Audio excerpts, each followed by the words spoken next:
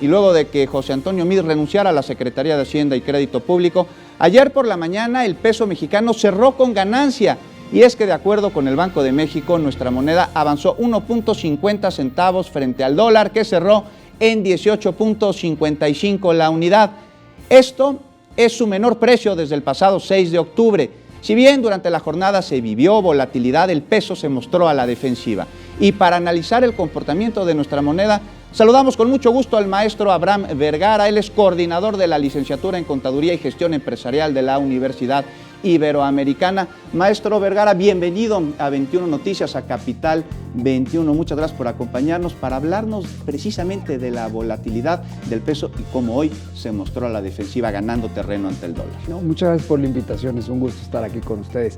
Sí, está reaccionando de manera positiva a algunas noticias internas dentro del país. Uno es la candidatura de José Antonio Meade, la otra es el nombramiento en la Secretaría de Hacienda, que eso también le da certeza, certidumbre de González Anaya, en el cual, bueno, regresa de donde salió después de 10 años, entonces conoce a la institución y le podrá dar esa certeza.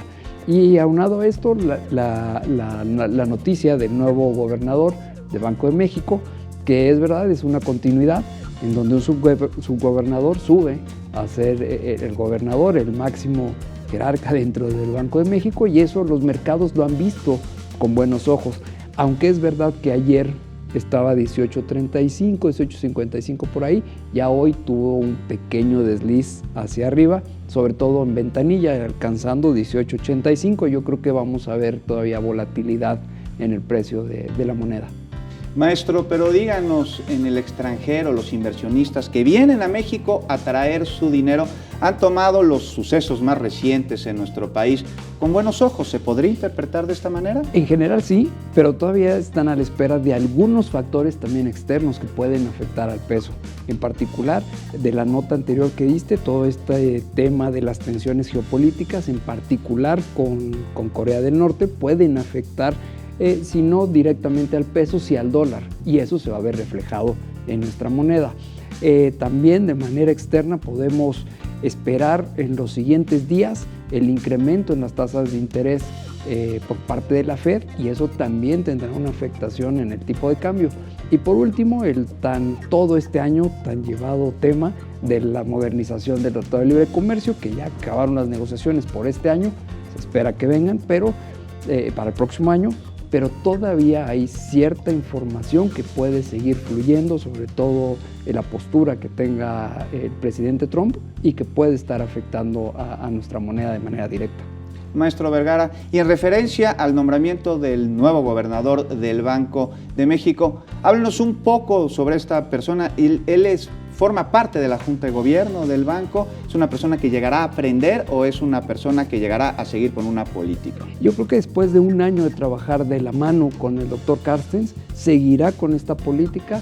Vamos a decir que llega también un tecnócrata de la misma universidad, con la misma preparación, a lo mejor sin tener un doctorado, pero que conoce todo lo que había estado haciendo el doctor Carstens en este control de la inflación, que yo creo que ese es el principal reto que tienen, el que la inflación no siga con esa tendencia hacia el alza y que regrese a los términos o a las metas, que es de 3 más menos 1, ¿no? que esté más o menos en ese rango.